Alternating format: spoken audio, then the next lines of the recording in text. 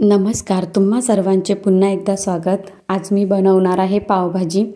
पावभाजी खरंच झटपट होणारी अशी रेसिपी आहे ही।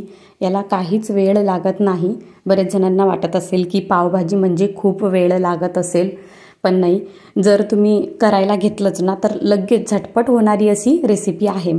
तर हे आता मी सगळ्यात आधी कुकरमध्ये फ्लॉवर, पत्ताकोबी, शिमला मिरची, गाजर आणि मटर किंवा आपले साधी तिखटवाली ती मिरची आणि बटाटे हे सगळे कापून ह्या भाज्या धुवून मी व्यवस्थित कुकरला नमक घालून पाणी घालून छान वाफवून घेणार आहे।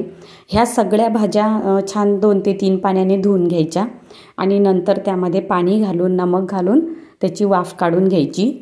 3-4 शिट्टीमध्ये छान ते वाफवल्या जाते। आणि जेव्हा हे वाफायला आपण टाकतो तेवढ्या वेळात आपण कांदा, टमाटर, हे लागेल तर हिरवी मिरची, लसूण, अद्रक पेस्ट हे सगळं आपण बारीक कट करून घ्यायचं। वाफेपर्यंत त्या भाज्या आपल्या सगळ्या कापून होतात। तर तसंच आता मी छान 3 शिट्टी होऊ दिली। 3 शिट्टीमध्येच भाज्या इतक्या छान अशा मऊ पडल्या ना, तुम्हाला दाखवते। थोडं सध्या गरम आहे पण एकदम अशा मस्त मऊ पडल्या। तर त्यामधलं पाणी सगळ्यात आधी मी पाणी काढून घेणार आहे भाज्यांमधलं। हे पाणी पहिले काढून घेते आणि नंतर पूर्ण भाज्या मॅश करायला घेते। लागेल तसं हेच पाणी आपल्याला थोडं थोडं त्यामध्ये टाकायचं आहे। पाणी खूप चांगलं राहते, पौष्टिक राहते, म्हणून हे पाणी फेकायचं नाही। भाजीसाठी तेच वापरायचं। सगळ्यात महत्त्वाचं म्हणजे जर तेच पाणी वापरणार तर चव भाजीला छान येते।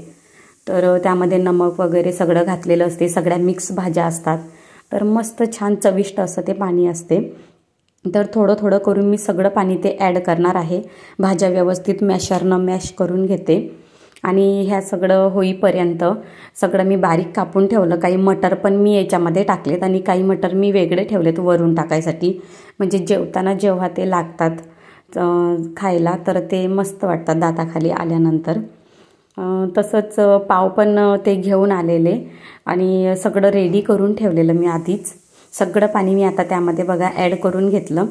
तसंच तुम्हाला दाखवून देते की एकदम छान अशा बारीक करून ते भाज्या झाल्यात आणि काही त्याच्यामध्ये बटाट्याचे सालं राहिलेले ते मी नंतर काढून घेतले। बारीक कांदा, मिरची, कोथिंबीर आणि टमाटर कापून घेतलं, लसूण अद्रक पेस्ट करून घेतली।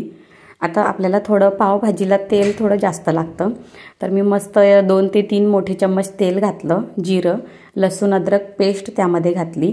नंतर बारीक कापलेला कांदा छान आपल्याला परतून घ्यायचा एकदम मऊ पडेपर्यंत। जेवढा छान तुम्ही कांदा आणि टमाटर मऊ पडेपर्यंत शिजवून घेता तेवढी त्याला खूप छान चव येते। तर कांदा होण्यासाठी मी थोडंसं त्यामध्ये नमक घातलं। कांदा मस्त मऊ पडत आला तर आता तसंच मी त्यामध्ये टमाटर घातलं आहे। टमाटर पण व्यवस्थित मिक्स करून घेते आणि झाकण ठेवून शक्यतोवर टमाटर आणि हे जे थोडीशी कोथिंबीर घातली। टमाटर कांदा जर तुम्हाला चांगल्या प्रकारे मऊ पडून घ्यायचा असेल तर त्यावर झाकण ठेवायचं, म्हणजे लवकर होतं आणि छान मऊ पण होऊन जातं।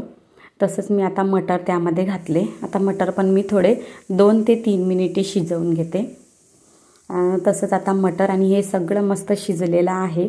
कांदा, टमाटर, मटर बघा किती छान असं झालेलं आहे। आता मी त्यामध्ये मसाले ॲड करणार आहे। तर सगळ्यात आधी मी हे घरचं लाल तिखट, काश्मीरी लाल मिरची घातली मी 2 चम्मच आणि हे तसंच अर्धा चम्मच मी गरम मसाला घातला आहे। हळद घातली 1 चम्मच आणि धनिया पावडर घातली मी 1.5 चम्मच आणि थोडासा हा पावभाजी मसाला 2 ते 3 चम्मच।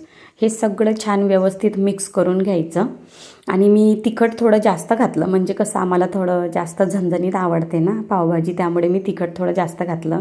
आणि छान तिखट हे आपलं सगळं शिजल्यानंतर मी पावभाजी घातली आणि 1 कपच्या जवळपास मी परत थोडं पाणी घातलं। पावसोबत ना पावभाजी जास्त घट्ट नको, हलकीशी पातळ हवी। तर आणखी मस्त भरपूर कोथिंबीर घातला आणि आधी पण मी थोडं नमक घातलं आणि परत थोडंसं नमक मी त्यामध्ये घातलेलं होतं, म्हणजे एकदम मस्त। आणि 5 ते 6 मिनिटे छान कमी आचेवर याला आपल्याला उकळी काढून घ्यायची आहे।